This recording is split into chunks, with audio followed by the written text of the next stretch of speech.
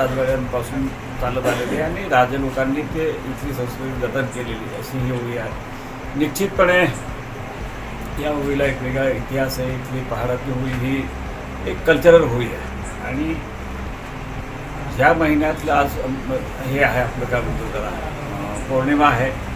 चंद्र दिसल्यापासून ह्या भागात होळी सुरू होते आणि ही होळी एक नेराईची होळी म्हणतात, त्याला मातेची होळी म्हणतात। मुलाची होळी ती चंद्र दिसल्यापासून सुरू होते आणि एक सांगायला आनंद होतो की 12 तारखेला चंद्राचा दुसरा दिवस होता आणि राहुलजी गांधी देशाचे आमचे आवडते नेते नंदुरबारला भारत यात्रेच्या निमित्ताने आले असताना त्यांच्याकडनं पूर्ण देशासाठी एक मातेची होळी त्यांच्याकडनं करून घेतली आणि ती होळी त्यांनी राजे राजवाड्याने काठीची होळी अगदी राज्यात असेल देशात थोडंफार पोहोचवली असेल, पण त्याहीपेक्षा आता परत ह्या भागातली होळी पूर्ण देशात एक वेगळ्या प्रकारची कल्चरल होळी असते हे राहुलजींच्या माध्यमातून केले। त्यामुळे होळीचं एक वेगळं महत्त्व निश्चितपणे काठीच्या होळीपासून तर अगदी राहुलजी गांधींच्या होळीपर्यंत सगळं जर विचार केला तर वेगळ्या प्रकारची होळी आहे आणि त्या होळीच्या निमित्त आपण सगळे एकत्र आलो।